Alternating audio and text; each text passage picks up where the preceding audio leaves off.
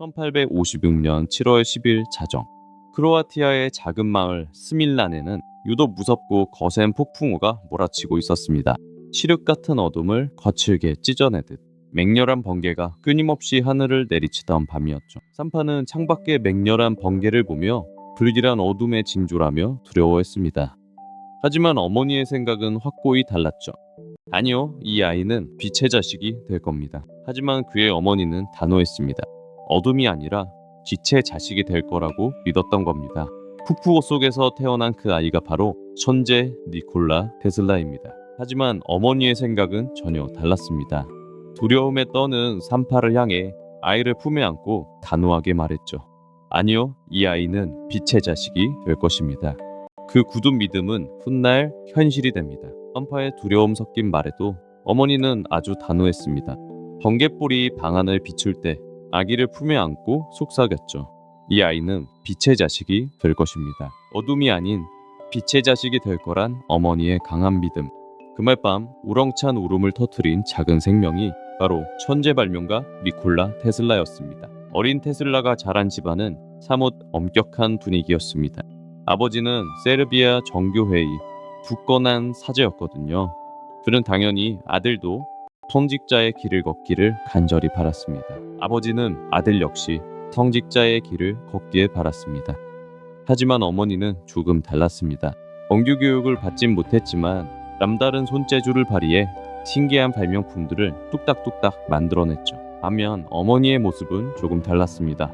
비록 정규 교육을 받지는 못했지만 뛰어난 눈썰미와 손재주를 발휘해 집안에 필요한 신기한 도구들을 직접 만들어내곤 했죠. 어머니는 정규 교육을 받지 못했지만 손재주가 아주 남달랐습니다. 집안에서 쓰는 작은 도구들을 직접 만들어내곤 했죠. 어린 테슬라는 그 마법 같은 손길을 가만히 지켜보았습니다. 아버지는 매일 기도를 올리며 아들 역시 자신과 같은 성직자가 되기를 바랐습니다. 하지만 어린 테슬라의 눈길이 머문 곳은 어머니의 손끝에서 탄생하는 기발한 도구들이었죠. 신앙을 중시했던 아버지와 끊임없이 무언가를 만들어내던 어머니. 이 두 가지 완전히 다른 세계는 훗날 테슬라의 머릿속에서 거대한 하나의 빛으로 합쳐지게 됩니다. 어린 시절 니콜라 테슬라는 감당하기 힘든 커다란 비극과 마주하게 됩니다. 가족의 자랑이자 그가 무척이나 따르던 뛰어난 형 베인을 불의의 승마 사고로 잃게 된 것이죠. 형을 잃은 슬픔은 어린 테슬라의 마음을 짙은 어둠으로 물들였습니다. 하지만 그 캄캄한 절망 속에서 이따금씩 강렬한 빛이 번쩍이기 시작했죠.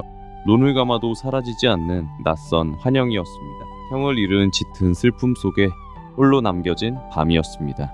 어두운 창밖을 바라보던 어린 니콜라의 눈앞에 갑자기 알 수 없는 강한 빛이 번쩍였습니다. 환영이 시작되는 순간이었죠. 어두운 방에 홀로 남겨진 소년의 눈앞에 갑자기 강렬한 섬광이 번쩍였습니다. 그리고 그 빛 사이로 복잡한 기계의 도면들이 선명하게 떠오르기 시작했죠. 어두운 밤 홀로 창밖을 보던 소년의 눈앞에 섬광처럼 기계들이 스쳐 지나갔습니다. 상실의 고통이 낳은 기묘한 환영이었죠. 그 빛은 너무나 압도적이었습니다. 어둠 속에서 홀로 창밖을 음시하던 작은 소년은 그 고통스러운 환영 속에서 자신만의 거대한 발명품들을 조립해 나가기 시작했습니다. 비극이 낳은 천재성의 첫 싹이었습니다. 그토록 책에 푹 빠져 지내던 10대의 테슬라에게 어느 날 너무도 갑작스러운 시련이 찾아옵니다. 당시 치명적인 전염병이었던 콜레라에 걸려 꼼짝없이 병상에 눕게 된 것이죠. 10대가 된 테슬라는 무서운 전염병이었던 콜레라에 걸리고 맙니다. 무려 9개월이라는 긴 시간 동안 그는 병상에 누워 사경을 헤맸죠. 죽음의 문턱까지 갔던 위태로운 시간이었습니다. 아들의 죽음을 예감한 아버지는 결국 고집을 꺾었습니다. 병을 이겨내기만 한다면 아들이 그토록 원하던 공학 공부를 허락하겠다고 약속했죠. 이 간절한 한마디는 죽어가던 소년에게 기적 같은 희망이 되었습니다. 사경을 헤매는 아들의 모습을 보며 절망한 아버지는 눈물을 흘리며 약속했습니다. 네가 이 병을 이겨내고 살아난다면 네가 그토록 원하던 최고의 공대로 보내주마. 절망에 빠진 아버지는 아들의 손을 붙잡고 애타는 마음으로 한 가지 약속을 합니다. 병을 이겨내기만 한다면 그토록 원하던 공학 공부를 허락하겠다는 것이었죠. 아버지는 애타는 마음으로 한 가지 약속을 했습니다. 병을 이겨내기만 한다면 그토록 원하던 공학 공부를 허락하겠다고 말이죠. 그 말은 기적이 되었고 소녀는 마침내 병상을 털고 일어났습니다. 1875년 20살 무렵에 테슬라는 오스트리아의 그라츠 공과대학에 입학합니다. 이곳에서 그는 말 그대로 학업에 무섭게 몰두했죠. 매일 새벽부터 밤늦게까지 두꺼운 책을 파고들며 자신의 빛나는 천재성을 드러내기 시작했습니다. 그는 매일 새벽 일찍 일어나 밤 늦은 시간까지 도서관에 머물렀습니다. 산더미처럼 쌓인 물리학 서적들이 당시 그의 유일한 세상이었죠. 누구도 말릴 수 없는 무서운 집중력이었습니다. 도서관에서 두꺼운 책들에 파묻힌 채 청년 테슬라는 시간 가는 줄도 몰랐죠. 이른 새벽부터 밤늦은 시간까지 오직 물리학의 매력에 푹 빠져 있었죠. 테슬라의 학업에 대한 열정은 주변 사람들이 걱정할 정도였습니다. 그는 도서관의 두꺼운 물리학 서적들을 문자 그대로 모조리 읽어나갔죠. 휴일도 없이 오직 전기 현상을 이해하겠다는 생각뿐이었습니다.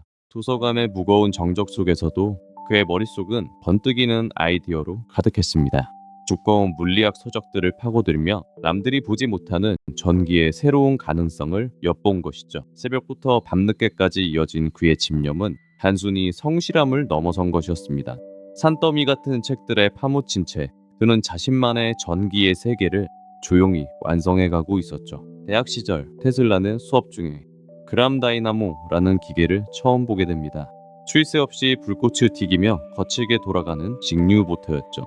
그는 이 요란한 기계에서 눈을 뗄 수 없었습니다. 그 기계는 그람 다이나모라는 직류 모터였습니다. 하지만 작동할 때마다 억류자에서 불꽃이 거칠게 튀었죠. 테슬라는 그 치명적인 비효율성을 단번에 알아챘습니다. 불꽃이 튀는 걸 보면서 테슬라는 깊은 생각에 잠겼습니다. 과연 이 정류자가 꼭 필요한 걸까? 마찰로 인해 낭비되는 에너지가 너무나도 명백해 보였거든요. 불꽃을 튀기며 헛도는 부품을 보며 깊은 생각에 빠집니다. 저 비효율적인 정류자를 아예 없앨 수는 없을까? 조류의 가능성이 처음 움트는 순간이었습니다. 불꽃이 튀는 정류자를 응시하며 테슬라는 깊은 생각에 잠겼습니다.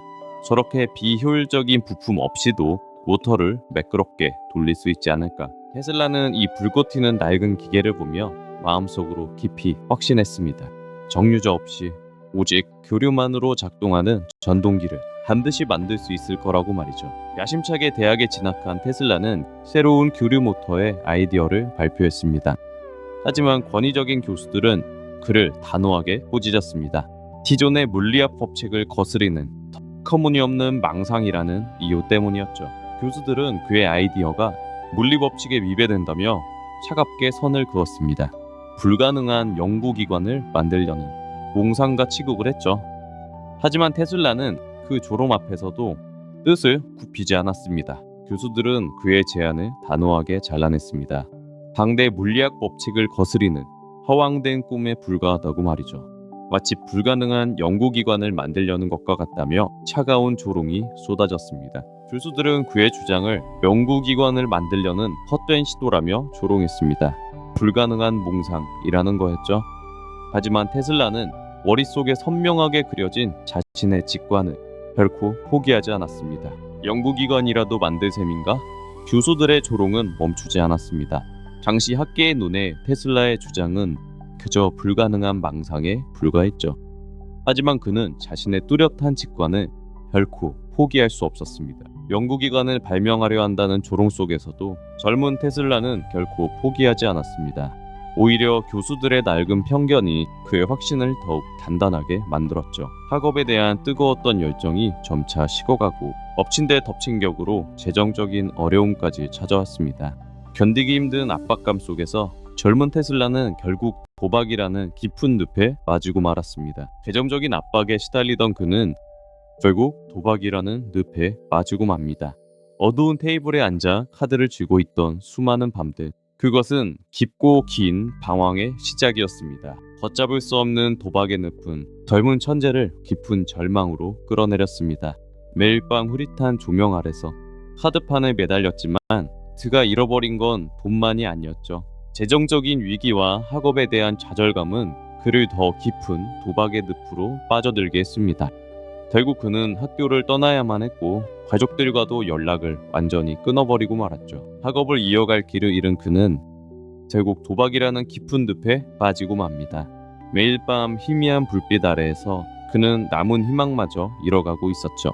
심지어 가족들과도 완전히 연락을 끊어버렸죠. 결국 그는 학업을 마치지 못하고 학교를 떠났습니다. 깊은 절망감에 휩싸인 채 가족과도 연락을 끊고 홀로 자취를 감추었죠. 끝나지 않을 것 같던 길고 어두운 방황이었습니다. 이후 부다페스트로 향한 테슬라는 한동안 심각한 신경쇠약을 겪었습니다. 하지만 친구의 헌신적인 도움으로 기적처럼 건강을 되찾았죠. 이후 그는 국영 전신국에 취직해 본격적인 실무를 익히기 시작했습니다. 건강을 조금씩 되찾은 테슬라는 부다페스트의 국영 전신국에 자리를 잡았습니다. 수석 전기기사로 일하며 밝은 통신선과 씨름하는 날들이 이어졌죠. 이곳에서의 실무 경험은 훗날 그의 발명에 튼튼한 밑거름이 되었습니다. 건강을 되찾은 테슬라는 부다페스트 국영 전신국에 취직합니다. 수석 전기기사로 일하며 통신 장비들을 직접 수리했죠. 현장에서 부딪히며 쌓은 이 실무 경험은 그에게 아주 든든한 밑거름이 되었습니다. 건강을 되찾은 테슬라는 부다페스트의 국영 전신국에 취직하게 됩니다.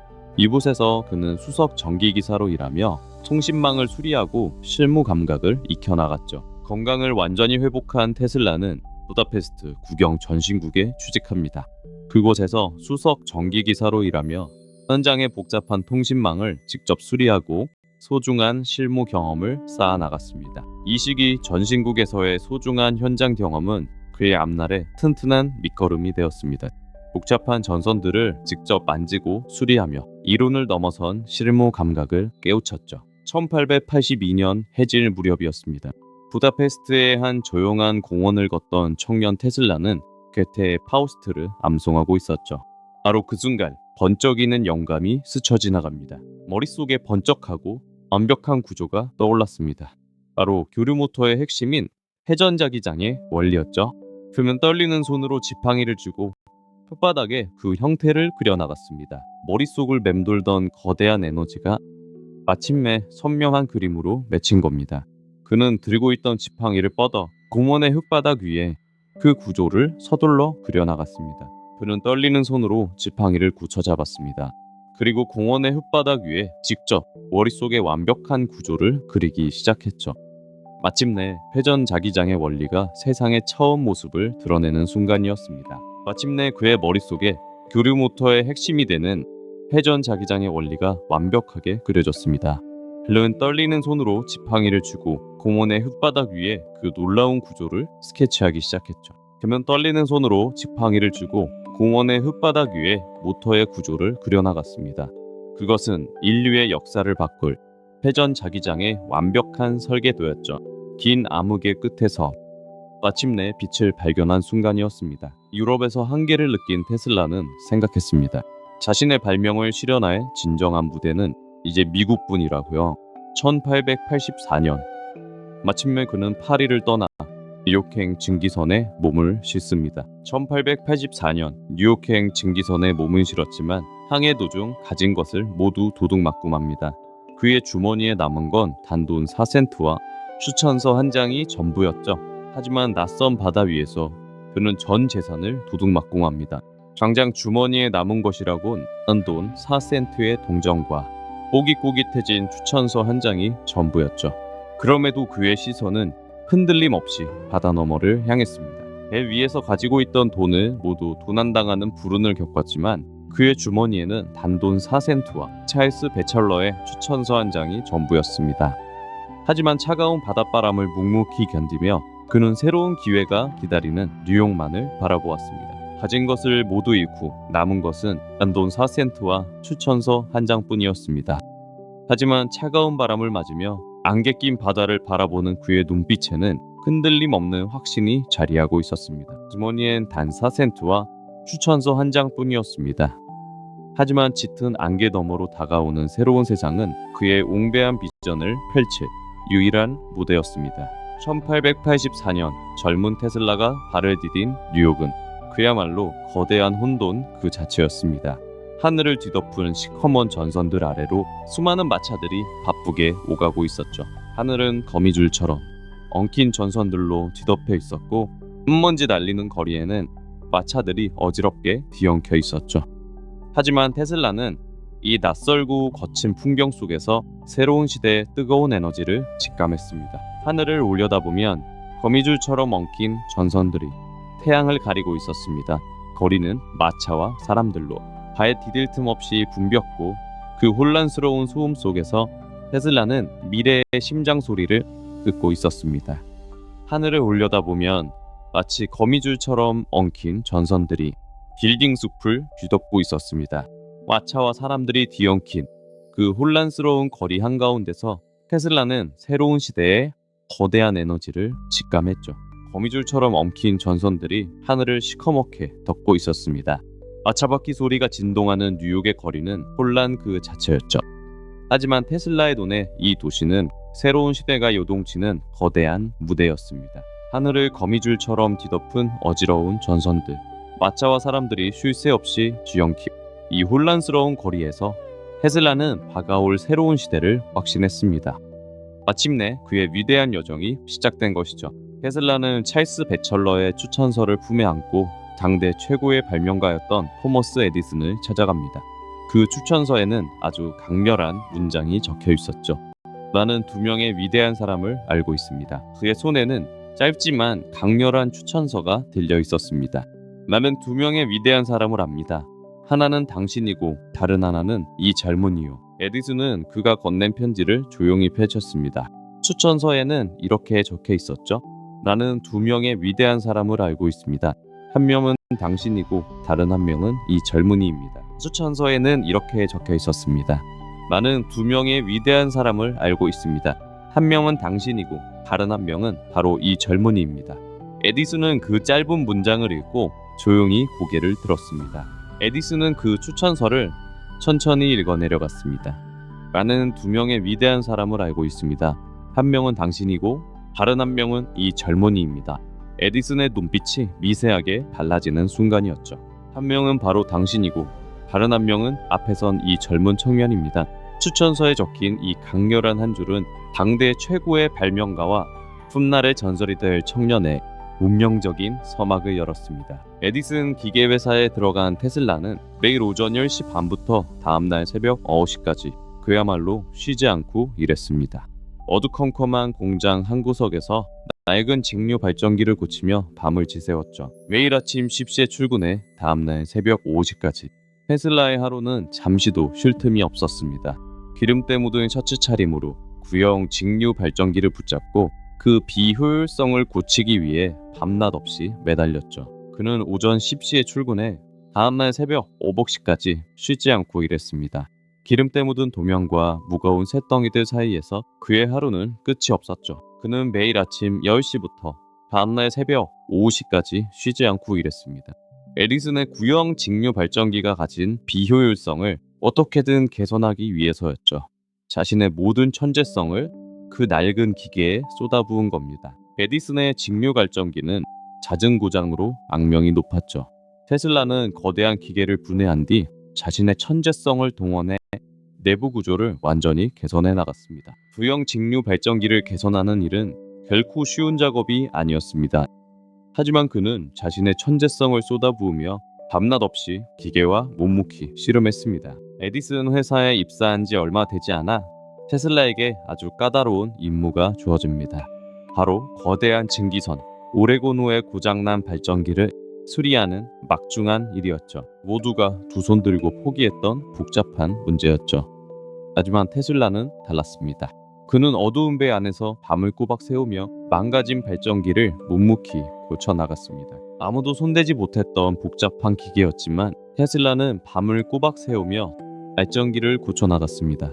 기름때 묻은 손으로 쉴 새 없이 부품을 조립했죠. 복잡하게 얽힌 전선과 부품들 속에서 테슬라는 밤이 깊어가는 줄도 모르고 수리에 몰두했습니다. 아무도 알아내지 못한 고장의 원인은 마침내 그의 두 손이 하나씩 풀어내기 시작한 거죠. 긴 밤이 지나고 날이 밝아올 무렵 마침내 거대한 발전기가 다시 돌아가기 시작했습니다. 아무도 풀지 못했던 문제를 한 하룻밤 만에 고쳐낸 것이죠. 마침내 동이 트고 새벽빛이 스며들 때 기름투성이가 된 채 걸어 나오는 그를 보며 에디슨은 비로소 그의 천재적인 능력을 인정할 수밖에 없었죠. 에디슨은 테슬라에게 아주 솔깃한 제안을 건넸습니다. 비효율적인 직류 발전기를 완벽하게 개선해낸다면 무려 5만 달러라는 거액을 주겠다고 약속한 것이죠. 몇 달간의 지독한 밤샘 작업이 이어졌습니다.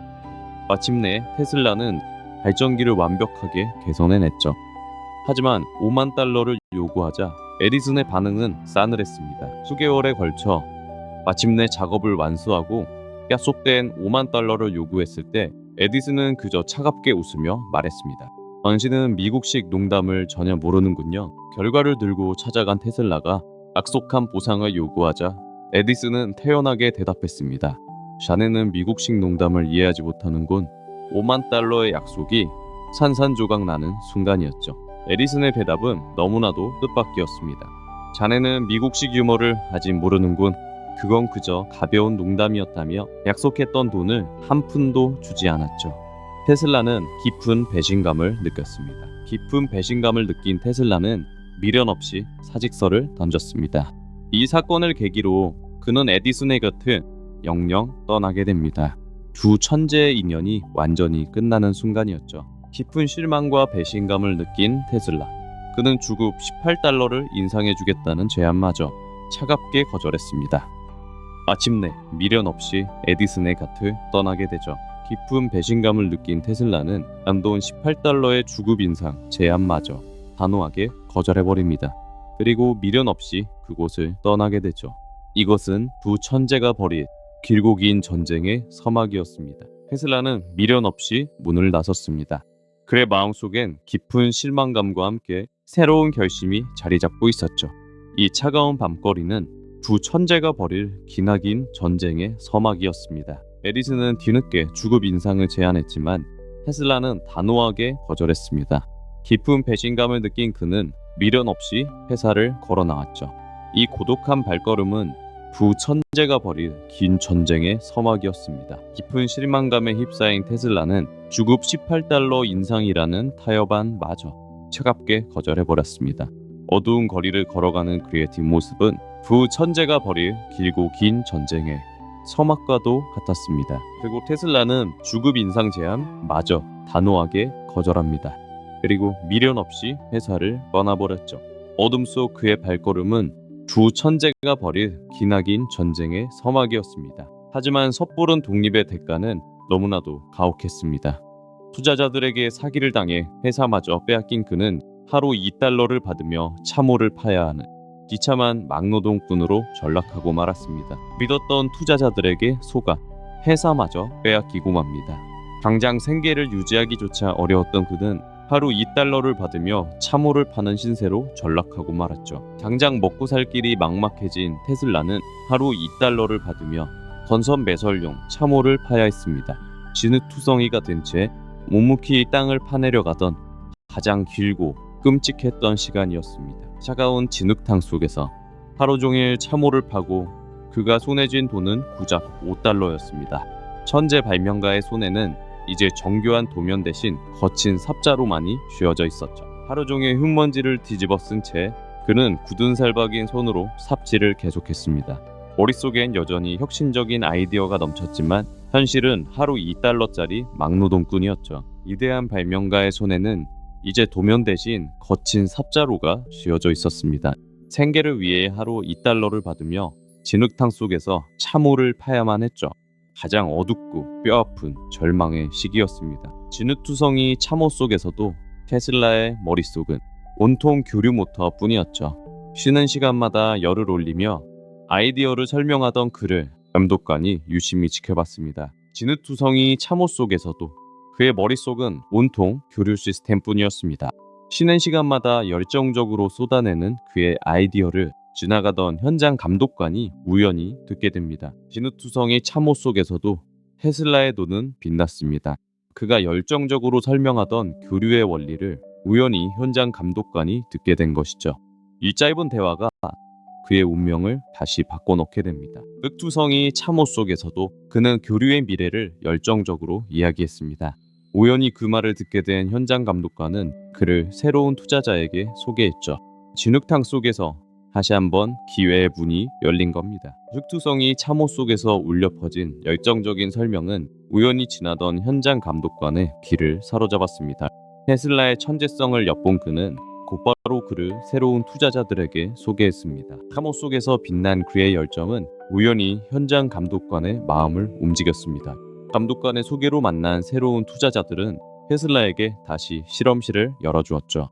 가장 낮은 곳에서 시작된 기적 같은 반전이었습니다. 1881년 자신의 회사를 설립한 테슬라는 머릿속에만 존재하던 복잡한 설계도들을 드디어 종이 위에 그려내기 시작했습니다. 위대한 교류 시스템이 마침내 세상의 첫 선을 보이는 순간이었죠. 머릿속에만 머물던 그 완벽한 설계도들이 드디어 종이 위에 정교하게 그려졌습니다. 그리고 1888년 세계 전기 역사를 완전히 뒤바꿔 놓을 7개의 핵심 특허를 세상에 내놓게 되죠. 1888년 테슬라는 전 세계 전기 역사를 뒤바꿀 준비를 마칩니다. 그는 머릿속에 있던 교류 시스템을 정교한 도면으로 옮겨 마침내 7개의 핵심 특허를 출원하게 되죠. 마침내 1888년 테슬라는 전 세계 전기 역사를 완전히 뒤바꿀 7개의 핵심 교류 특허를 세상에 내놓습니다.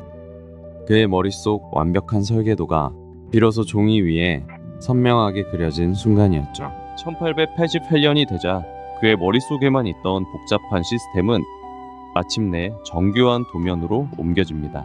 전 세계 전기 역사를 완전히 뒤바꿀 7개의 핵심 교류 특허가 세상의 모습을 드러낸 순간이었죠. 그리고 1888년 마침내 세상을 비출 교류 시스템의 7가지 핵심 특허가 세상의 모습을 드러냈죠. 전기 역사의 거대한 물줄기가 바뀌는 결정적인 순간이었습니다. 테슬라의 눈부신 학회 발표와 특허들은 곧 한 거물급 사업가의 시선을 사로잡게 됩니다. 철도 에어브레이크로 큰 불을 축적했던 발명가, 바로 조지 웨스팅하우스였죠. 철도 에어브레이크로 엄청난 불을 이룬 사업가 조지 웨스팅하우스의 눈에도 이 기술은 범상치 않아 보였습니다.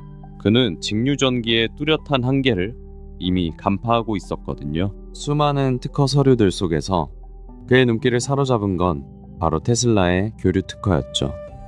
직류의 치명적인 한계를 이미 깨닫고 있던 그에게 이것은 완벽한 해답이었습니다. 철도 사업으로 큰 성공을 거둔 조지 웨스팅하우스는 이미 직류 방식의 한계를 뼈저리게 느끼고 있었습니다. 그는 테슬라의 특허 서류를 살펴보며 교류만이 유일한 해답이라는 것을 직감했죠. 웨스팅하우스는 이미 직류 방식이 가진 뚜렷한 한계를 꿰뚫어 보고 있었습니다. 그리고 테슬라의 교류 시스템만이 그 한계를 깰 유일한 열쇠라는 걸 직감했죠. 웨스팅하우스는 당시 직류전기의 한계를 누구보다 잘 알았죠. 테슬라의 교류 방식이 유일한 대안이라는 걸 단번에 직감했습니다. 두 사람의 역사적인 만남은 거대한 전류전쟁의 서막이었죠. 웨스팅하우스는 테슬라의 교류 특허를 선뜻 아주 거액에 매입합니다. 생산되는 전력 1마력당 2.5달러의 로열티를 지급하는 참으로 파격적인 계약이었죠. 웨스팅하우스는 그의 특허를 선뜻 거액에 매입했습니다. 게다가 1마력당 2.5달러라는 아주 파격적인 로열티까지 약속했죠. 두 사람의 목표는 단 하나였습니다. 바로 미국 전역을 교류의 빛으로 물들이는 것이었죠. 웨스팅하우스는 거액을 들여 테슬라의 특허를 모두 매입했습니다. 심지어 전력 1마력당 2.5달러라는 파격적인 로열티 계약까지 맺었죠. 두 사람의 목표는 오직 하나, 미국 전역을 교류로 밝히는 것이었습니다. 웨스팅하우스는 테슬라의 특허를 거액에 매입했습니다. 전력 1마력당 2.5달러를 지급하는 참으로 파격적인 로열티 계약이었죠. 두 사람의 목표는 이제 단 하나, 미국 전역을 교류의 빛으로 물들이는 것이었습니다. 웨스팅하우스는 그의 특허를 거액에 매입했습니다. 1마력당 2.5달러의 파격적인 로열티도 약속했죠. 두 사람의 목표는 오직 하나, 미국 전역을 교류로 밝히는 것이었습니다. 계약서에 서명이 끝난 순간 두 사람의 목표는 하나가 되었습니다. 미국 전역을 교류 전기로 환하게 밝히는 것이었죠. 이 거대한 협력은 세상의 빛을 바꾸는 출발점이 되었습니다. 에디슨이 굳건히 장악하고 있던 미국의 전기 시장. 하지만 교류 방식이 무서운 속도로 침투하기 시작했습니다.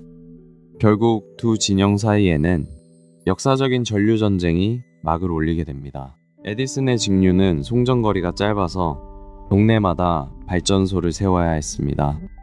하지만 테슬라의 교류는 달랐죠. 전압을 높여 수백 킬로미터 밖까지 손쉽게 전기를 보낼 수 있었거든요. 에디슨의 직류는 송전거리가 짧아 동네마다 발전소를 세워야만 했습니다. 하지만 테슬라의 교류는 달랐죠. 전압을 높여 수백 킬로미터 밖까지 거뜬히 전기를 보낼 수 있었거든요. 직류 방식은 전기를 멀리 보내지 못했습니다. 그래서 동네마다 발전소를 세워야만 했죠.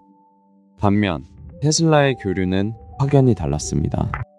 전압을 높여 수백 킬로미터 밖까지 거뜬히 전송할 수 있었죠.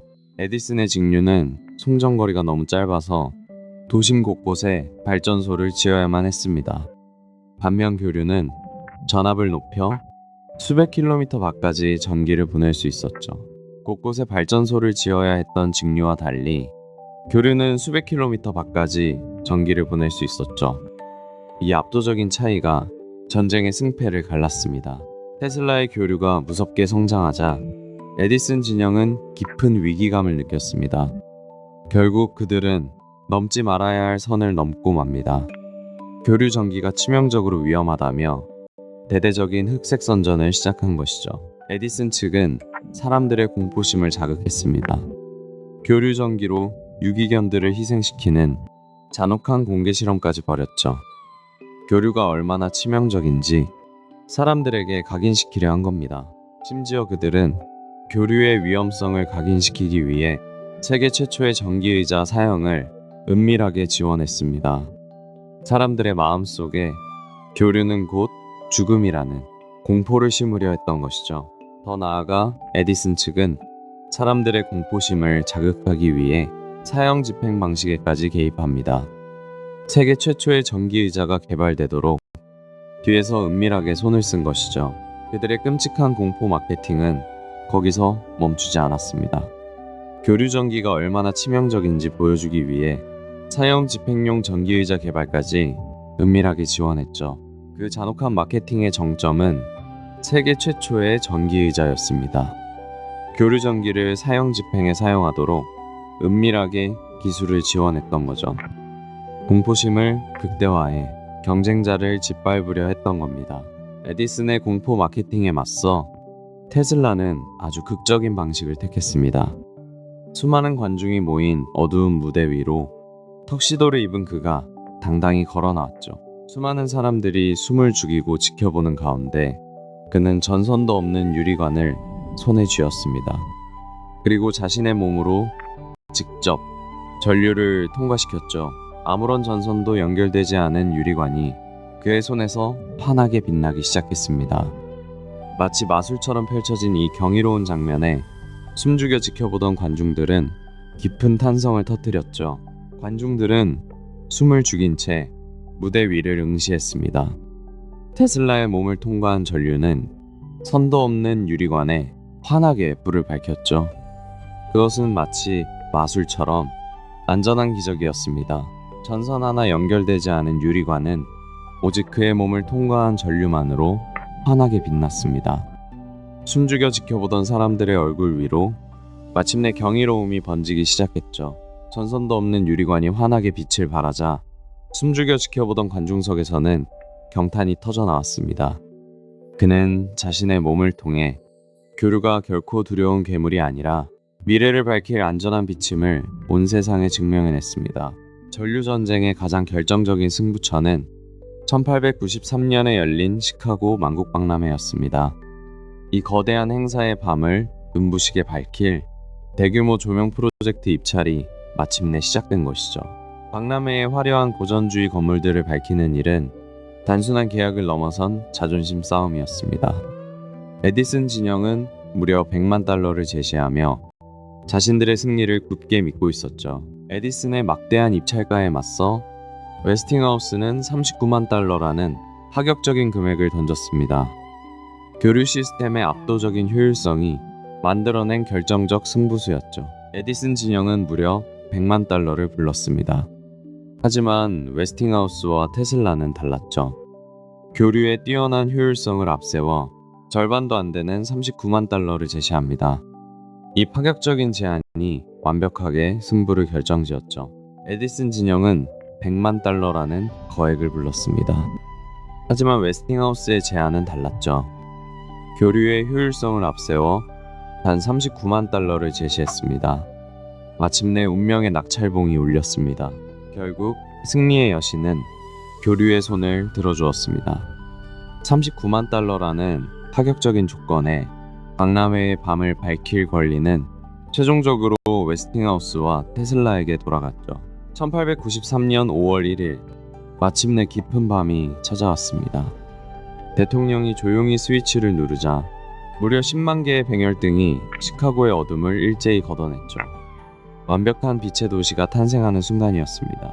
대통령이 금으로 된 스위치를 누른 바로 그 순간이었습니다. 칠흑 같던 시카고의 밤하늘 아래 무려 10만 개의 백열등이 일제히 불을 밝혔죠. 마치 마법처럼 밤이 대낮으로 변하는 경이로운 순간이었습니다. 대통령이 황금 스위치를 누른 순간 10만 개의 백열등이 일제히 켜지며 시카고의 밤을 대낮처럼 밝혔습니다. 박람회를 찾은 수천만 명의 사람들은 교류가 만든 빛의 마법에 완전히 압도당하고 말았죠. 마침내 10만 개의 백열등이 켜지며 시카고의 밤을 대낮처럼 환하게 밝혔습니다. 이 거대한 빛의 도시를 목격한 수많은 관람객들은 교류 시스템의 압도적인 위력에 깊은 탄성을 내뱉었죠. 10만 개의 백열등이 뿜어내는 눈부신 빛은 어두웠던 시카고의 밤을 완벽한 대낮으로 바꿔놓았습니다. 이 거대한 빛의 도시를 직접 목격한 수많은 사람들은 비로소 교류 시스템의 진정한 위대함을 깨달았습니다. 시카고의 밤이 10만 개의 백열등으로 눈부시게 타올랐습니다. 빛의 도시를 목격한 수많은 사람들은 교류의 경이로움에 압도당했죠. 그것은 교류 시스템의 완벽한 승리였습니다. 시카고에서의 승리에 힘입어 이들은 곧바로 다음 도전에 나섭니다. 바로 인류 역사상 가장 거대한 토목공사인 나이아가라 폭포 수력 발전소 프로젝트를 수주한 것이죠. 시카고의 찬란한 승리는 그저 위대한 시작에 불과했습니다.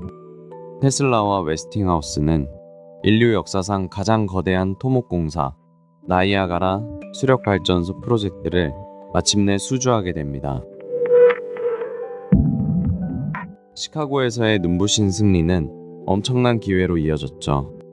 인류 최대의 토목공사였던 나이아가라 수력발전소, 테슬라와 웨스팅하우스는 이 세 개의 프로젝트를 마침내 수주합니다. 시카고에서의 완벽한 승리는 곧바로 다음 기적으로 이어졌습니다.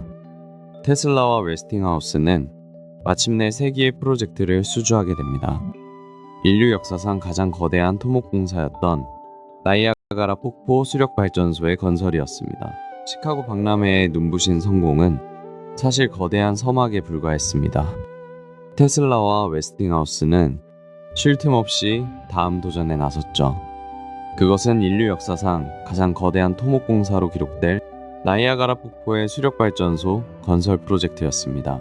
시카고에서의 짜릿한 승리는 곧바로 더 거대한 도전으로 이어졌습니다. 테슬라와 웨스팅하우스가 인류 역사상 최대 규모의 공사인 나이아가라 폭포 수력발전소 프로젝트를 따낸 것이죠. 수많은 난관 속에서도 테슬라는 오직 직관적인 설계와 정교한 계산만으로 이 거대한 발전기를 완성해 나갔습니다. 복잡한 설계도는 이미 그의 머릿속에서 완벽하게 작동하고 있었죠. 테슬라는 직관적인 설계와 정교한 수학적 계산만으로 이 거대한 교류 발전기를 완성했습니다.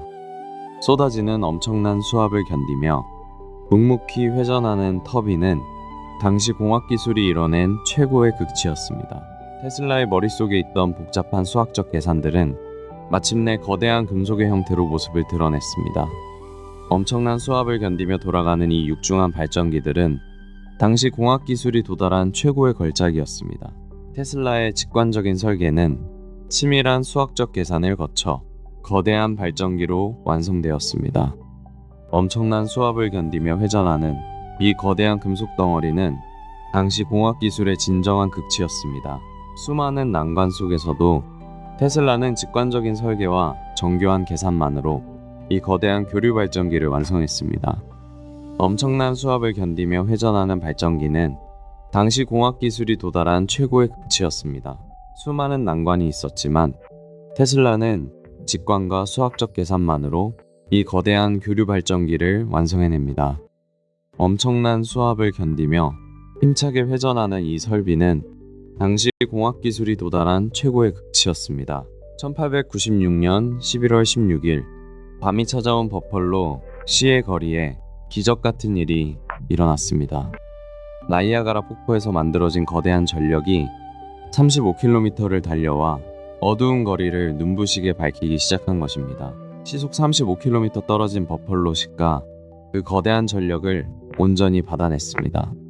어둠에 잠겨있던 도시의 거리에 하나둘 불빛이 켜지는 경이로운 순간이었죠. 마침내 거대한 전력이 35km의 어둠을 뚫고 버펄로시의 차가운 밤거리에 닿았습니다. 하나둘씩 가로등이 켜지며 도시가 환하게 밝아지던 그 순간 오랜 전류 전쟁은 마침내 교류의 완전한 승리로 끝이 났습니다. 어둠이 깔려있던 버펄로 시의 거리에 하나둘 가로등이 켜지기 시작했습니다. 시속 35km 밖에서 온 교류 전기가 마침내 도시의 밤을 몰아낸 것입니다. 어둠이 짙게 깔려있던 버펄로 시내의 거리마다 환한 가로등 불빛이 하나둘 켜지기 시작했습니다. 수년간 이어졌던 치열한 전류 전쟁이 마침내 교류의 완전한 승리로 끝나는 순간이었죠. 길고 길었던 전류 전쟁은 결국 교류 방식의 완전한 승리로 막을 내렸습니다. 버펄로의 밤거리를 밝힌 이 빛은 앞으로 다가올 새로운 전기 시대의 눈부신 신호탄이 되었습니다. 전류 전쟁의 승리는 그에게 막대한 부를 약속했습니다. 하지만 테슬라는 그 달콤한 명예에 안주하지 않았습니다. 웨스팅하우스를 위해 거액의 로열티마저 포기한 그는 뉴욕의 조용한 실험실로 다시 돌아왔죠. 막대한 로열티를 포기한 뒤 그는 다시 뉴욕의 실험실로 돌아왔습니다. 하우스턴 거리의 그 조용한 공간에서 그의 시선은 이미 새로운 세계를 향하고 있었죠. 바로 더 높은 주파수의 영역이었습니다. 뉴욕 하우스턴 거리의 조용한 실험실. 막대한 부를 포기한 테슬라가 다시 낡은 작업대 앞에 섰습니다. 그는 교류라는 성공에 머물지 않고 더 높은 주파수의 세계를 향해 나아갔죠. 뉴욕 하우스턴 거리의 실험실은 밤낮 없이 돌아갔습니다. 이제 그의 시선은 더 높은 곳을 향했죠. 눈에 보이지 않는 진동과 끝을 알 수 없는 높은 주파수의 세계에 완전히 매료되어 있었습니다. 그는 그저 돈을 버는 사업가로 남고 싶지 않았습니다. 자신의 진정한 보금자리인 하우스턴 거리의 실험실로 돌아온 테슬라는 더 높고 더 강한 주파수의 세계를 향해 새로운 실험의 불꽃을 피워 올렸죠. 하우스턴 거리의 조용한 실험실 안에서 테슬라의 시선은 이미 새로운 세계를 향해 있었습니다. 눈에 보이지 않는 더 높은 주파수의 파동들. 그것은 훗날 세상을 연결할 무선통신의 위대한 시작이었습니다. 1891년 테슬라는 세상을 뒤흔들 새로운 장치를 선보입니다. 바로 현대 무선통신의 기초가 된 테슬라 코일이었죠. 어두운 실험실에서 보랏빛 번개를 뿜어내던 이 발명품은 당시 사람들에게 마법 그 자체였습니다. 낮은 전압을 수십만 볼트의 고주파로 폭발적으로 증폭시키는 장치였죠. 공기 중으로 눈부신 스파크를 뿜어내는 이 발명품은 무선에너지 전송의 위대한 첫걸음이었습니다. 1891년 마침내 그의 손에서 테슬라 코일이 탄생하게 됩니다. 아주 낮은 전압의 전기가 순식간에 수십만 볼트의 고주파로 증폭되어 눈부신 보라색 섬광과 함께 허공으로 뻗어나갔죠. 낮은 전압의 전기를 순식간에 수십만 볼트의 고주파로 증폭시키는 장치였죠. 공기 중으로 뻗어나가는 그 찬란한 스파크는 단순한 불꽃이 아니었습니다. 이 놀라운 코일 장치는 단순히 화려한 불꽃을 보여주는데 그치지 않았습니다. 막대한 전기 에너지를 공기 중으로 직접 뿜어낼 수 있었죠.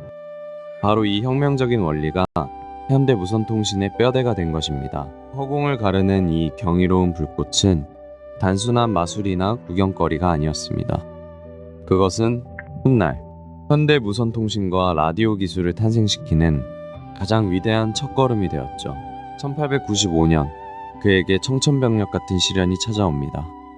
실험실의 원인 모를 대형 화재가 발생한 것입니다. 평생을 바친 연구 기록과 장비들이 순식간에 차가운 잿더미로 변해버렸죠. 1895년 원인을 모를 대형 화재가 실험실을 덮쳤습니다. 수십 년간 쌓아온 소중한 연구 기록과 수많은 장비들이 모두 잿더미로 변했죠. 평생의 업적이 한순간에 사라진 겁니다. 잿더미로 변해버린 연구실 한가운데서 그는 평생을 바친 기록들이 사라진 것을 목도했습니다. 모든 것이 불타버린 그 참혹한 순간은 천재 발명가에게도 감당하기 벅찬 깊은 절망이었습니다. 평생을 바쳐 모아온 수많은 연구 기록들이 하룻밤새 그저 한 줌의 재로 변해버렸습니다. 모든 것을 잃었다는 깊은 상실감은 그를 무거운 우울증의 늪으로 빠뜨렸죠. 수십 년의 땀방울이 담긴 연구 노트들은 모두 형체도 없이 재가 되어버렸죠. 평생의 업적이 무너져 내린 이 사건은 그에게 너무나도 깊은 절망을 안겨주었습니다. 평생을 바친 업적이 한순간에 사라진 텅 빈 실험실. 이 끔찍한 상실감은 그를 깊고 어두운 절망 속으로 빠뜨렸습니다. 하지만 그의 머릿속에 남은 지식의 불꽃마저 꺼진 것은 아니었습니다. 새로운 실험실에서 진공관을 연구하던 중 그는 정체 모를 방사선을 발견합니다. 스스로 섀도그래프라 부른 이 현상으로 우연히 발뼈가 찍힌 사진을 얻기도 했죠. 새로운 실험실에서 그는 진공관을 이용해 미지의 방사선을 연구했습니다. 로트겐의 X선 발표가 있기 직전이었죠. 테슬라는 이를 섀도그래프라 부르며 우연히 발에 뼈가 찍힌 사진을 얻어내기도 했습니다. 그가 섀도그래프라 불렀던 이 희미한 자국은 훗날 세상을 놀라게 할 X선의 흔적이었습니다. 로트겐의 공식 발표 직전 그는 우연히 자신의 발뼈가 찍힌 놀라운 사진을 얻어내기도 했죠. 로트겐이 X선을 공식 발표하기 직전 그는 우연히 발의 뼈가 고스란히 찍힌 놀라운 사진 한 장을 얻게 됩니다. 이것이 바로 그가 섀도그래프라 부른 발견이었습니다. 로트겐의 공식 발표가 있기 직전 그는 이 미지의 방사선을 이용해 우연히 발뼈가 찍힌 놀라운 사진을 얻게 됩니다. 자신만의 섀도그래프를 완성한 것이죠. 로트겐의 공식 발표가 있기 직전 그는 우연히 발뼈가 선명하게 찍힌 놀라운 사진을 얻게 됩니다. 이 섀도그래프는 의학적 발견의 위대한 전조였습니다. 1898년 뉴욕 메디슨 스퀘어 가든. 사람들은 호기심 어린 눈으로 실내 수조 주위로 모여들었습니다. 물 위에는 전선이 전혀 없는 작은 금속 모형 보트 한 척이 고요히 떠 있었죠. 실내 수조 한가운데에는 작고 묵직한 금속 모형 보트 한 척이 조용히 떠 있었습니다. 사람들은 배에 아무런 전선도 연결되어 있지 않다는 사실에 어리둥절한 표정이었죠. 아무런 연결고리도 없었지만 테슬라의 손짓에 따라 작은 보트는 매끄럽게 물살을 갈랐습니다. 관중들은 마치 마법을 보는 듯 놀라움에 입을 다물지 못했죠. 전선 하나 연결되지 않은 이 작은 금속 보트가 보이지 않는 전파에 맞춰 정확히 방향을 바꿨습니다. 당시 사람들에게는 그야말로 마법과도 같은 광경이었죠. 이 놀라운 발명품은 단순한 마술이 아니었습니다. 오늘날 우리가 매일 사용하는 리모컨과 드론 기술의 완벽한 시초였죠. 시대를 아득히 앞서간 테슬라의 거대한 비전이었습니다. 이 작은 보트는 단순한 눈속임이 아니었습니다. 오늘날 우리가 매일같이 쓰는 리모컨과 무인 드론 기술의 진정한 시초가 된 순간이었죠.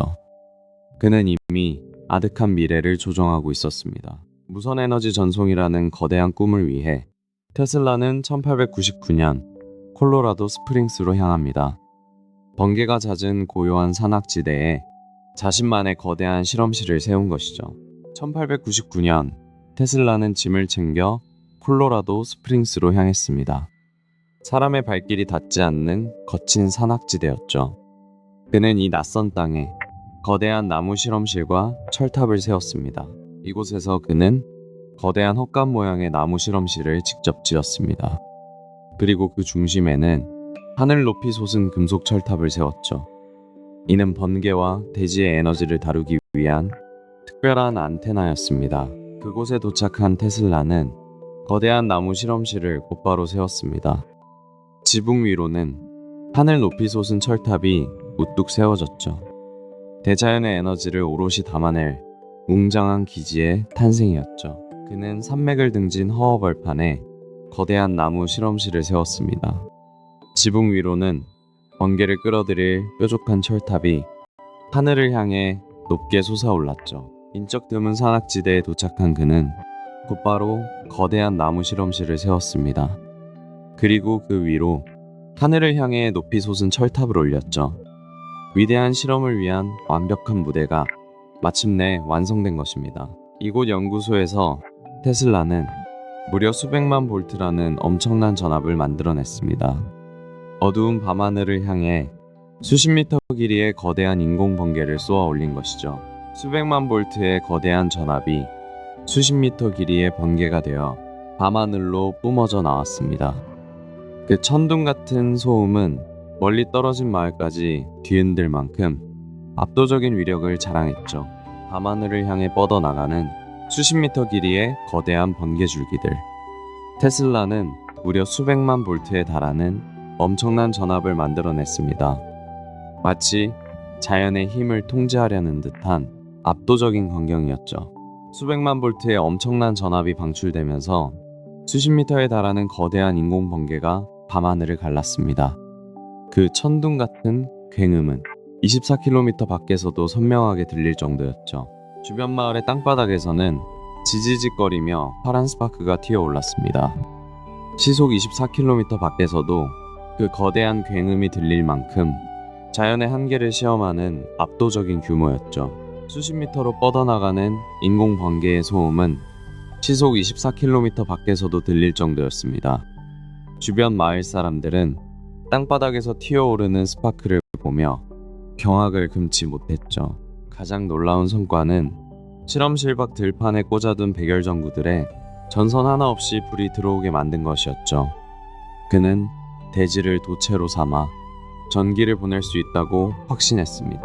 가장 놀라운 성과는 실험실 밖 들판에서 일어났습니다. 흙에 꽂아둔 백열전구들이 전선 하나 없이 밝게 빛난 것이죠. 대지 그 자체를 이용해 전기를 보낼 수 있다는 사실을 증명했습니다.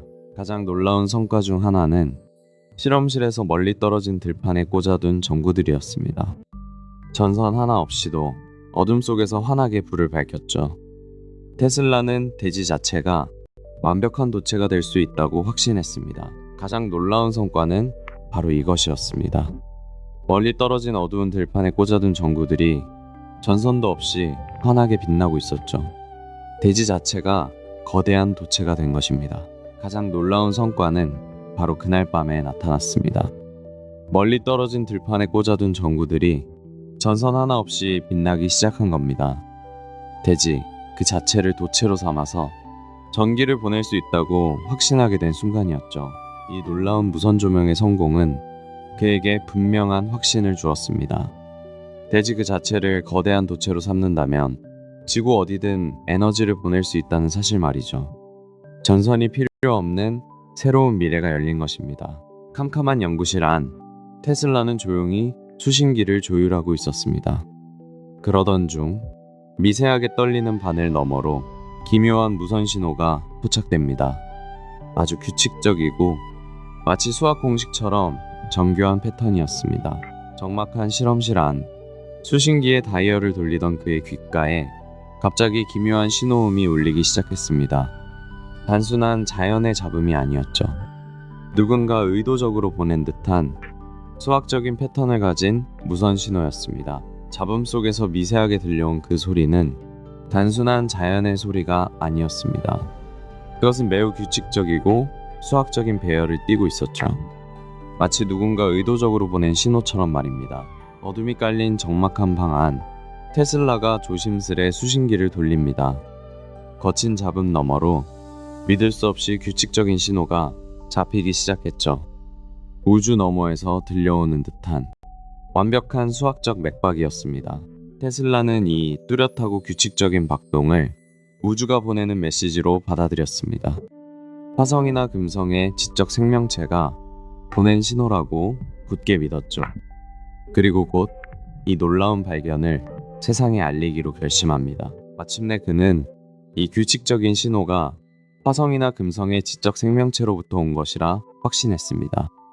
그리고 이 놀라운 발견을 세상에 알렸죠. 우주를 향한 그의 끝없는 호기심이 세상 밖으로 뻗어나간 순간이었습니다. 후대 과학자들은 그것이 우주의 단순한 전파 잡음이었을 거라 추측합니다. 하지만 테슬라는 달랐습니다.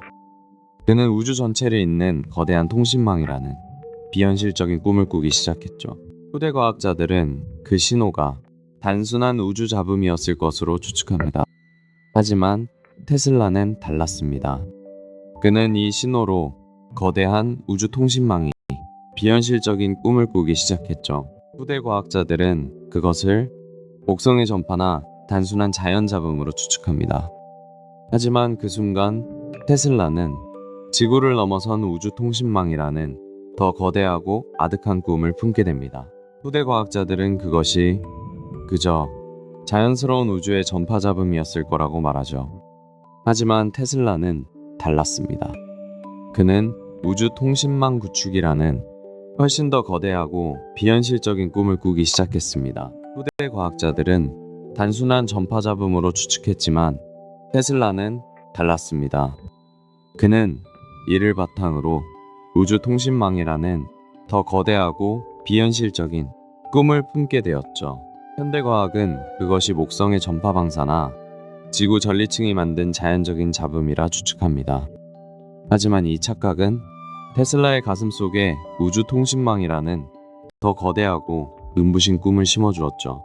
뉴욕의 연구실로 돌아온 테슬라는 아주 거대하고 야심찬 청사진을 펼칩니다.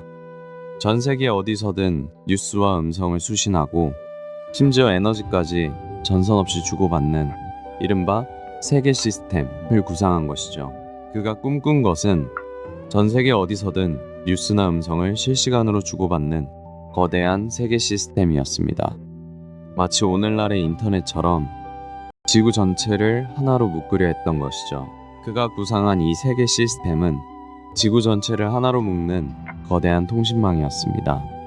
오늘날의 무선 인터넷과 너무나도 비슷한 개념이었죠. 전 세계 어디서든 뉴스와 음성, 에너지를 전선 없이 수신할 수 있다. 그가 구상한 이 세계 시스템은 오늘날의 인터넷과 무척이나 닮아 있었습니다. 이 거대한 세계 시스템은 단순히 전기를 보내는 것에 그치지 않았습니다. 지구 반대편의 뉴스와 음성을 실시간으로 주고받는다는 놀라운 발상이었죠. 오늘날의 무선 인터넷과 아주 흡사한 개념이었습니다.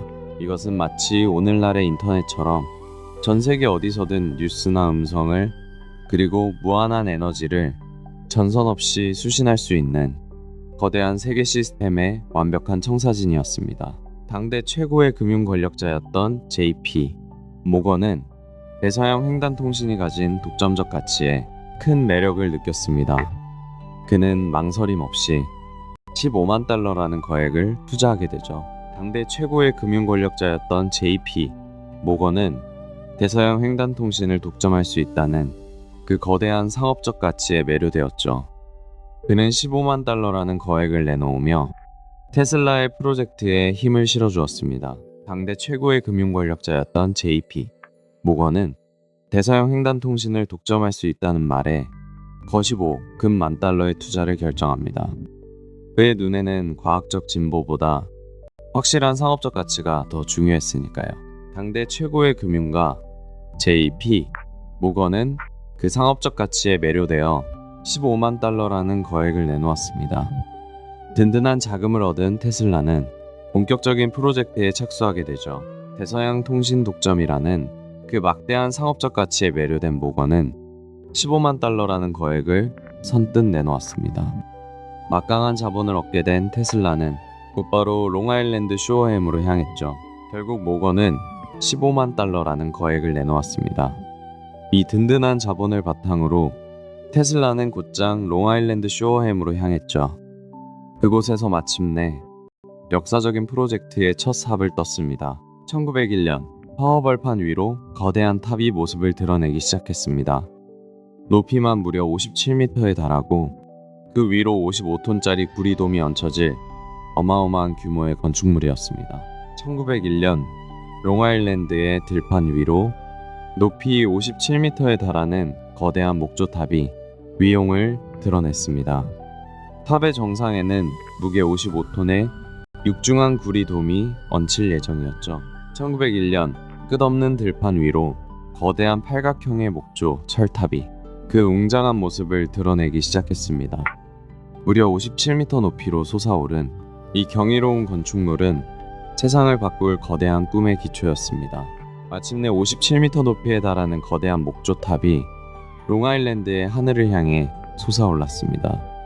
이는 인류를 전력망의 속박에서 해방시킬 거대한 상징과도 같았죠. 무게 55톤의 거대한 구리돔이 탑의 꼭대기에 서서히 자리를 잡았습니다. 웅장하게 솟아오른 이 워든클리프 탑은 전선의 속박에서 인류를 해방시키 위대한 상징이었습니다. 마침내 57m 높이의 거대한 탑이 그 압도적인 위용을 드러냈습니다. 꼭대기에는 무려 55톤의 구리돔이 얹혀졌죠. 이 워든클리프 탑은 인류를 전선에서 해방시켜줄 위대한 상징이었습니다. 하지만 진짜 문제는 바로 돈이었습니다. 1901년 월스트리트를 덮친 갑작스러운 경제공황은 모든 상황을 뒤바꿔 놓았습니다. 시장의 물가는 무서운 속도로 폭등했고 테슬라의 숨통을 서서히 조여왔습니다. 1901년 월스트리트를 덮친 경제공황은 모든 상황을 뒤흔들었습니다. 물가는 걷잡을 수 없이 폭등했고 모건이 지원했던 15만 달러의 자금은 순식간에 바닥을 드러내고 말았죠. 하지만 진짜 위기는 돈에서 시작됐습니다. 1901년 월스트리트를 강타한 경제공황으로 물가가 걷잡을 수 없이 폭등했죠. 결국 모건이 지원했던 15만 달러는 순식간에 바닥을 드러내고 맙니다. 1901년 월스트리트를 덮친 경제공황은 치명적이었습니다. 물가는 걷잡을 수 없이 폭등하기 시작했죠. 결국 모건이 지원했던 15만 달러의 거금은 순식간에 바닥을 드러내고 말았습니다. 물가는 하루가 다르게 폭등하기 시작했고 탑의 설계가 애초 계획보다 거창해지면서 모건이 지원했던 15만 달러의 거금은 순식간에 바닥을 드러내고 말았습니다. 하지만 결국 발목을 잡은 건 자금이었습니다. 1901년 월스트리트의 공황이 덮치며 물가가 폭등했고 설계마저 거창해지면서 모건의 15만 달러는 순식간에 바닥나 버렸습니다. 설상가상으로 1901년 12월 경쟁자 굴리엘모 마르코니가 영국에서 캐나다로 모스 부호를 전송하는 데 성공합니다. 테슬라의 기술을 무단으로 도용한 결과였죠. 1901년 12월 경쟁자 마르코니가 대서양 무선통신에 성공하게 됩니다. 테슬라의 특허를 교묘히 도용했지만 훨씬 적은 비용으로 먼저 성과를 낸 겁니다. 설상가상으로 1901년 겨울 경쟁자 마르코니가 테슬라의 특허를 무단으로 도용해 대서양 너머로 모스 부호를 전송해버립니다. 훨씬 적은 비용으로 성공을 거둔 것이죠. 1901년 12월 경쟁자 마르코니가 먼저 선수를 칩니다. 테슬라의 기술을 교묘하게 도용해서 대서양 너머로 모스 부호를 전송한 것이죠. 테슬라보다 훨씬 적은 비용으로요. 훨씬 작고 단순한 장비로 대서양을 건너 모스 부호를 전송하는 데 성공한 겁니다. 테슬라의 핵심 특허들을 교묘하게 활용해서 그가 먼저 결과를 낸 것이죠. 테슬라가 거대한 탑을 짓는 동안 1901년 12월 마르코니는 훨씬 단순한 장비로 대서양을 가로질러 무선 신호를 보내는 데 성공합니다. 테슬라의 특허를 도용한 것이었지만 세상은 적은 비용으로 성과를 낸 그에게 환호했죠. 마르코니가 먼저 무선 통신에 성공하자 모건의 태도는 아주 차갑게 돌변했습니다. 테슬라는 무선 전력 전송을 위해 더 큰 자금을 요청했지만 돌아온 것은 싸늘한 거절의 편지뿐이었습니다. 모건은 테슬라의 거대한 비전을 철저히 사업가의 시선으로만 바라보았습니다. 누구나 전기를 무료로 쓴다는 건 그에게 전혀 돈이 되는 계획이 아니었죠. 결국 추가 자금 지원은 아주 차갑게 끊어지고 맙니다. 모건에게 전기는 철저하게 돈이 되어야만 했습니다. 하지만 테슬라가 꿈꾼 무료 전력망은 자본가의 냉혹한 셈법과는 너무나 달랐죠. 결국 서늘한 통보와 함께 모든 자금줄이 끊어지고 맙니다. 자본가였던 모건에게 누구에게나 무료로 전기를 나눠준다는 테슬라의 비전은 결코 투자할 가치가 없는 망상이었습니다.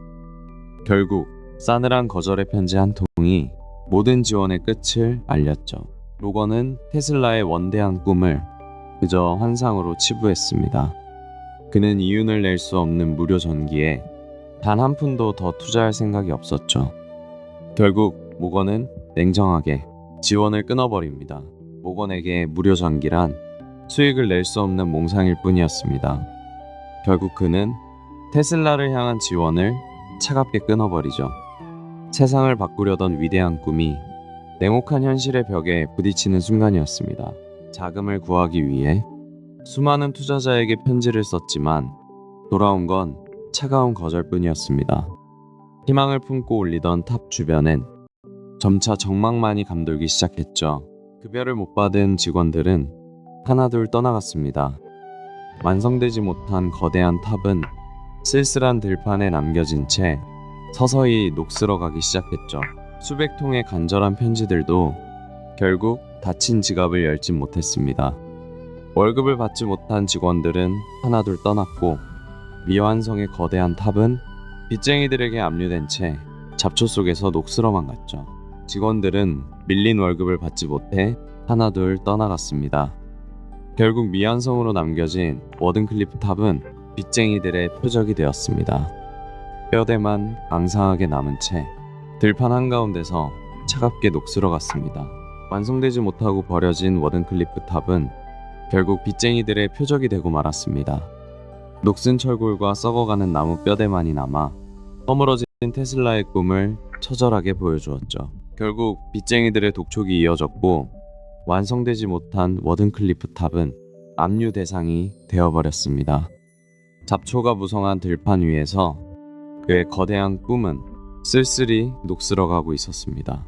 결국 1917년 제1차 세계대전의 소용돌이 속에서 미국 정부와 채권자들은 냉혹한 결정을 내립니다. 막대한 빚을 청산하기 위해 고철을 팔기로 한 것이죠. 테슬라의 평생이 담긴 위대한 탑은 결국 1917년 다이너마이트 폭음과 함께 위대한 탑은 산산조각 났습니다. 미 정부와 채권자들이 고철을 팔아 빚을 갚으려 했기 때문이죠. 테슬라의 평생의 꿈이 무너져 내리는 순간이었습니다. 결국 1917년 채권자들은 빚을 청산하기 위해 다이너마이트를 동원합니다. 거대한 폭발음과 함께 무너져 내리는 탑, 테슬라의 꿈이 산산조각 나는 순간이었습니다. 결국 1917년 제1차 세계대전의 혼란 속에서 채권자들은 밀린 빚을 받아내기 위해 이 위대한 탑을 다이너마이트로 폭파해버립니다. 흩어진 고철들은 헐값에 팔려나갔죠. 결국 다이너마이트가 터지고 거대한 탑은 굉음과 함께 무너져 내렸습니다. 고철을 팔아 빚을 갚으려는 차가운 결정이었죠. 테슬라의 평생의 꿈이 산산조각 나는 순간이었습니다. 결국 1917년 제1차 세계대전의 혼란 속에서 채권자들은 고철값을 받아내기 위해 다이너마이트로 이 위대한 탑을 폭파해버립니다. 테슬라의 간절했던 평생의 꿈마저 저 파편들과 함께 산산조각 나고 말았죠. 평생을 바친 꿈이 무너져 내리자 테슬라는 깊은 절망에 빠지고 말았습니다. 감당하기 힘든 충격은 심각한 신경쇠약으로 이어지게 되었죠. 그는 세상의 시선을 피해 어두운 호텔방으로 숨어버렸습니다. 평생을 바친 꿈이 무너지자 그의 마음도 함께 무너져 내렸습니다. 화려했던 대중의 시선을 뒤로 한 채 좁은 호텔방으로 숨어들었죠. 깊은 절망감은 점차 심각한 신경쇠약으로 이어졌습니다. 화려했던 실험실을 뒤로 한 채 그가 향한 곳은 비좁고 어두운 호텔방이었습니다. 세상의 시선에서 완벽히 단절된 채 깊은 절망 속에 홀로 몸을 웅크렸죠. 결국 감당할 수 없는 실패의 무게는 그를 깊은 신경쇠약으로 몰아넣었습니다. 화려했던 과거를 등진 채 그는 작고 어두운 호텔방에 자신을 가뒀습니다. 그리고 누구도 만나지 않았죠. 작은 호텔방에 스스로를 가둔 그는 끝없는 절망 속에서 심각한 강박증에 시달렸습니다. 과거에 화려했던 영광은 신기루처럼 사라졌고 남은 것은 오직 무너져 내린 마음뿐이었습니다. 대중의 환호에서 완전히 멀어진 채 그는 낡고 좁은 호텔방에 스스로를 가두었습니다. 세상을 밝히고자 했던 위대한 천재는 지독한 강박증과 깊은 절망 속에서 홀로 긴 밤을 견뎌야만 했습니다. 자신의 기술을 그대로 모방한 마르코니. 1909년 그가 노벨 물리학상까지 거머쥐자 테슬라는 참을 수 없는 배신감에 휩싸입니다. 모든 영광을 통째로 빼앗긴 순간이었죠. 테슬라는 빼앗긴 특허를 되찾으려 기나긴 법정 싸움을 벌였습니다. 하지만 거대 자본과 로비력 앞에서는 역부족이었죠. 결국 씁쓸한 패소와 함께 그는 세상의 관심에서 멀어져 갔습니다. 테슬라는 자신의 권리를 되찾기 위해 길고 지루한 특허 소송을 시작했습니다. 하지만 막대한 자본과 로비력 앞에서는 역부족이었죠. 결국 법정에서 패소하며 씁쓸하게 돌아서야만 했습니다. 1909년 마르코니는 결국 노벨상까지 거머쥐게 됩니다. 테슬라는 빼앗긴 특허를 되찾으려 소송을 벌였지만 거대한 자본 앞에서는 역부족이었습니다. 결국 뼈아픈 패소만을 남기게 되죠. 거대한 자본과 로비력 앞에 테슬라의 특허 소송은 결국 패소로 끝이 났습니다. 먼지 쌓인 책상 위에는 그의 외로운 싸움을 증명하듯 판결문만 나뒹굴었죠. 결국 테슬라는 특허 소송마저 패배하고 맙니다. 막강한 자본력 앞에서는 천재의 억울함도 소용이 없었죠. 모든 영광을 빼앗긴 채 그는 서서히 잊힌 존재가 되어갔습니다. 세월이 흘러 백발의 노인이 된 테슬라는 더 이상 화려한 실험실에 머물지 못했습니다. 파산 상태에 빠진 그는 낡은 가방 하나를 들고 뉴욕의 저렴한 호텔들을 전전해야만 했죠. 나이가 든 테슬라는 자금이 바닥나 뉴욕의 저렴한 호텔들을 끊임없이 전전해야 했죠.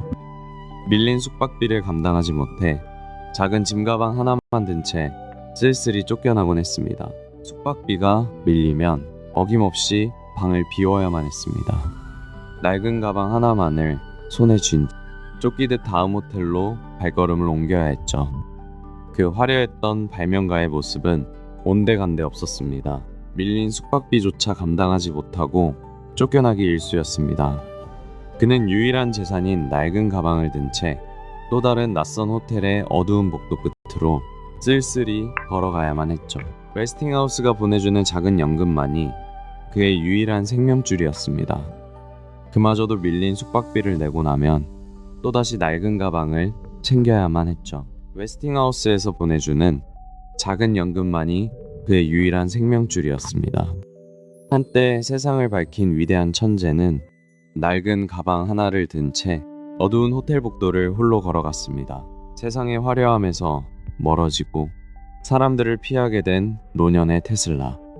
그 곁에 남은 유일한 위안은 브라이언트 공원의 작은 비둘기들이었습니다. 화려한 사교계를 떠나 사람들을 피하게 된 그가 유일하게 마음을 연 대상은 브라이언트 공원의 비둘기들이었습니다. 매일 같은 벤치에 앉아 묵묵히 모이를 나누어주는 시간만이 그에게 작은 위안이 되었습니다. 사람들을 피해 고독 속으로 숨어든 그에게 마음을 열어준 유일한 존재는 공원의 비둘기들이었습니다. 낡은 코트 차림의 그는 매일 차가운 벤치에 앉아 조용히 모이를 건넸습니다. 상처 입은 새들을 발견하면 조심스레 품에 안고 자신의 호텔방으로 데려왔습니다. 그 작은 생명들을 정성껏 돌보는 시간만이 고독한 천재에게 허락된 유일한 위안이었죠. 사람들의 시선에서 벗어난 노년의 테슬라에게 이 작은 생명들은 유일한 안식처였습니다. 그는 다친 비둘기를 조심스레 품에 안고 자신의 호텔 방으로 가 정성껏 돌보았죠. 사람들을 멀리하게 된 노년의 테슬라. 그가 유일하게 마음을 내어준 건 공원의 작은 비둘기들 뿐이었습니다. 상처 입은 녀석들을 방으로 데려와 정성껏 돌보며 고독을 달랬죠. 말년의 테슬라는 매년 생일마다 작은 기자회견을 열곤 했습니다. 그가 발표한 내용 중에는 세상의 이목을 끌 만한 무시무시한 주장이 포함되어 있었죠. 바로 죽음의 광선이라 불리는 비밀무기였습니다. 그는 가끔씩 열리는 기자회견에서 눈에 보이지 않는 강력한 입자 빈무기를 고안했다고 주장했습니다. 언론은 이를 즉각 아죽음의 광선이라 부르며 자극적으로 보도했죠. 언론은 이른바 죽음의 광선이라는 이름으로 그의 주장을 자극적으로 보도했습니다. 테슬라는 이것이 국경을 지키는 무적의 장벽이 될 거라고 호언장담했죠. 하지만 언론의 자극적인 보도와 달리 테슬라는 단 한 번도 구체적인 설계도를 공개하지 않았습니다. 사람들은 점차 그의 주장을 노학자의 허황된 헛소리로 치부했죠. 언론은 이 발언을 대서특필했습니다. 무적의 에너지 장벽이라는 주장은 흥미로웠지만 끝내 구체적인 설계도는 나오지 않았죠. 결국 사람들은 이를 노인의 헛소리로 치부했습니다. 하지만 끝내 구체적인 설계도는 공개되지 않았습니다. 사람들은 그저 늙은 과학자의 허풍이나 헛소리쯤으로 치부해버렸죠. 한때의 시대를 이끌었던 천재는 그렇게 점차 세상의 관심에서 멀어져 갔습니다. 매년 그의 생일이면 수많은 기자들이 몰려들었죠. 하지만 시간이 흐를수록 그 발길은 뜸해졌습니다. 화려했던 마법사의 식탁은 어느새 텅 비어버렸고 고독한 노인만이 홀로 남겨졌습니다. 한때 그의 생일은 기자들로 북적이던 날이었습니다. 하지만 시간이 흐를수록 그를 찾는 발길은 뜸해졌죠. 세상을 놀라게 했던 마법사는 점차 괴짜 발명가로 잊혀갔습니다. 한때 그의 생일은 취재하려는 기자들로 북적였지만 세월이 흐르며 그 발길마저 뚝 끊기고 말았습니다. 세상을 놀라게 했던 전기의 마법사는 어느새 사람들의 기억 속에서 외로운 늙은이로 잊혀져 갔죠. 시간이 흐를수록 그의 생일을 찾는 발길은 눈에 띄게 줄어들었습니다. 한때 시대를 앞서가던 위대한 발명가는 어느새 괴짜 늙은이로 치부되며 사람들의 기억 속에서 서서히 잊혀갔죠. 한때 그의 생일은 축제와도 같았지만 이제 남은 건 텅 빈 식탁뿐이었습니다. 기억 속 화려했던 천재는 사라지고 세상은 그를 기이한 노인으로만 차갑게 외면하기 시작했죠. 한때 세상을 놀라게 했던 마법사는 이제 사람들의 기억 속에서 미친 과학자로 전락해 갔습니다. 찾아오는 이 없는 텅 빈 방 안에는 불 꺼진 촛불만이 쓸쓸히 남아 있었죠. 건강이 무너지는 와중에도 머릿속은 멈추지 않았습니다. 우주 에너지를 수집하는 모터를 상상하고 있었죠. 육체는 시들어갔지만 그의 정신은 먼 미래를 향해 있었습니다. 육체가 쇠약해져가는 와중에도 그의 머릿속에서는 우주 에너지를 수집하는 모터가 쉴 새 없이 돌아가고 있었습니다. 테슬라의 정신은 여전히 시대를 초월한 미래에 머물러 있었죠. 낡은 수첩에는 알아보기 힘든 공식과 스케치가 빼곡하게 적혀 있었습니다. 우주 에너지를 수집하려는 새로운 모터의 설계도였죠. 육체는 쇠약해졌지만 그의 상상력은 멈추지 않았습니다. 점점 쇠약해지는 육체와는 달리 그의 머릿속엔 여전히 거대한 모터가 돌아가고 있었습니다. 우주의 에너지를 수집하겠다는 멈추지 않는 집념이었죠. 그의 시선은 언제나 아득히 먼 미래에 머물러 있었습니다. 육체는 하루가 다르게 허물어지고 있었지만 그의 머릿속은 결코 멈추지 않았습니다. 어두운 방 안에서도 그는 우주 에너지를 모으는 신비로운 모터를 끝없이 스케치하고 있었죠. 그의 시선은 이미 아득히 먼 미래에 닿아 있었습니다. 육체는 이미 한계를 맞이하고 있었지만 그의 머릿속에서는 여전히 우주 에너지를 담을 새로운 모터가 돌아가고 있었습니다. 그의 영혼은 시대를 초월해 아득한 미래를 향해 있었죠. 1943년 1월 뉴욕의 어느 차가운 겨울이었습니다. 뉴요커 호텔 3327호의 굳게 닫힌 문 앞에는 앞방해하지 마시오라는 낡은 팻말만이 걸려 있었죠. 그 방 안에서는 이미 이틀째 무거운 침묵만이 흐르고 있었습니다. 문고리에는 낡은 방해하지 마시오 팻말이 걸려 있었습니다. 그 상태로 이틀이라는 시간이 아주 고요하게 흘러갔죠. 굳게 닫힌 3327호의 문 너머에서는 더 이상 아무런 기척도 들려오지 않았습니다. 굳게 닫힌 3327호 문고리엔 앞방해하지 마시오 팻말만 덩그러니 걸려 있었죠. 그렇게 이틀이 흐른 뒤 한 청소부가 조심스레 방문을 열었습니다. 정막만이 감도는 방 안에는 문고리에 걸린 방해하지 마시오 팻말. 꼬박 이틀이 지난 후에야 호텔 청소부가 조심스레 방문을 열었습니다. 그곳에는 시대를 바꾼 위대한 발명가가 홀로 쓸쓸히 숨을 거둔 채 누워 있었죠. 문고리에 걸린 방해하지 마시오 팻말. 그렇게 이틀의 시간이 흐른 뒤에야 청소부가 조심스레 방문을 열었습니다. 위대한 발명가의 마지막은 너무나도 고요하고 쓸쓸했습니다. 1943년 1월 7일 뉴욕 뉴요커 호텔 3327호. 앞방해하지 마시오 팻말이 걸린 지 이틀 만에 청소부가 방에 들어갔습니다. 위대한 발명가 니콜라 테슬라는 홀로 쓸쓸히 숨을 거둔 채 발견됐죠. 향년 86세였습니다. 그가 세상을 떠난 직후 미국의 움직임은 매우 긴박했습니다. 미 연방수사국 FBI는 곧바로 그의 호텔 방으로 들이닥쳤죠. 치명적인 무기의 설계도가 적국에 넘어갈 것을 우려했기 때문입니다. 미 연방수사국 FBI 요원들이 그의 호텔 방에 들이닥친 겁니다. 그들은 기술이 적국에 넘어갈까 우려했습니다. 그래서 죽음의 광선 설계도를 비롯한 모든 연구 노트와 소지품을 극비리에 압수했죠. 요원들은 그의 좁은 호텔방을 뒤지며 수십 년간 기록된 연구 노트들을 하나둘씩 상자에 쓸어 담았습니다. 누구의 눈에도 띄지 않게 아주 은밀하고 신속하게 말이죠. 위정부가 가장 우려했던 건 바로 죽음의 광선이었습니다. 무기의 설계도가 적국에 넘어가는 것을 극도로 두려워했던 거죠. 요원들은 비좁은 호텔방을 샅샅이 뒤져 모든 자료를 상자에 쓸어 담았습니다. 요원들은 그의 수많은 연구 노트와 서류들을 단 하나의 단서라도 놓칠세라 은밀하고 신속하게 상자에 담았습니다. 혹시라도 적국의 손에 넘어갈까봐 두려웠던 걸까요? 그의 모든 노트와 소지품은 극비리의 상자에 담겨 옮겨졌습니다. 강력한 무기 설계도를 숨기기 위해서였죠.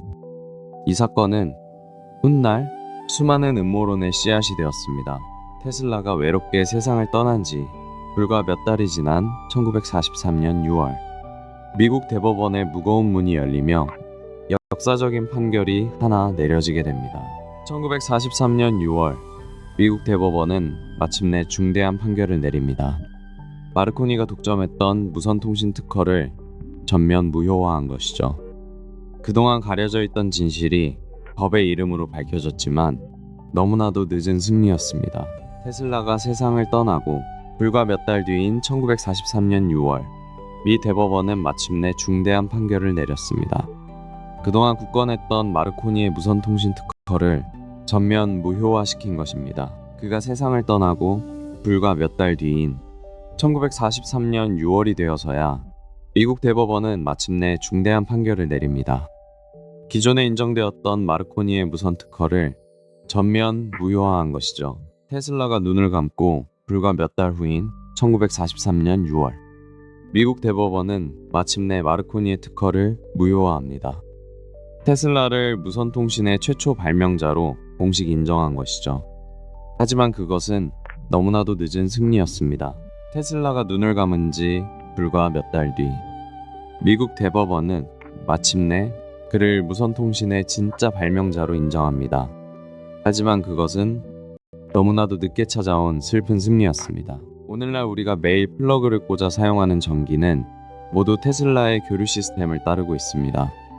어두운 밤의 도시를 환하게 밝히는 수많은 불빛 속에는 그의 유산이 살아 숨쉬고 있죠. 오늘날 우리가 벽에 플러그를 꽂아 사용하는 모든 전기는 테슬라가 설계한 교류 시스템을 그대로 따르고 있습니다. 발전소에서 시작해 우리 가정까지 거미줄처럼 이어진 거대한 전력망은 그가 인류에게 남긴 거대한 심장과 혈관이나 다름없습니다. 우리가 매일 벽에 플러그를 꽂을 때마다 테슬라가 만든 교류와 마주하게 됩니다. 발전소에서 우리 집까지 이어지는 이 전력망은 그가 인류에게 남긴 거대한 혈관이죠. 발전소에서 만들어진 에너지는 보이지 않는 거대한 혈관을 타고 우리 집 거실까지 흘러들어옵니다. 벽에 플러그를 꽂는 평범한 순간에도 테슬라의 시스템은 살아 숨쉬고 있죠. 발전소에서 시작되어 우리 집 거실까지 이어지는 이 거대한 전력망은 테슬라가 인류에게 남겨준 가장 위대한 혈관입니다.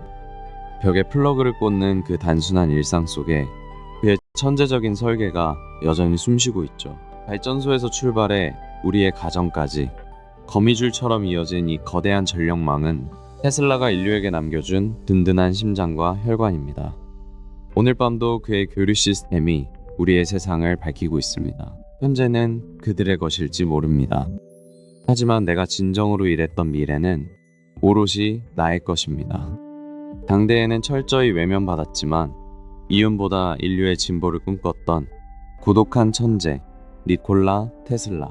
현재는 그들의 것일지 모릅니다. 하지만 내가 진정으로 헌신했던 미래는 온전히 나의 것입니다.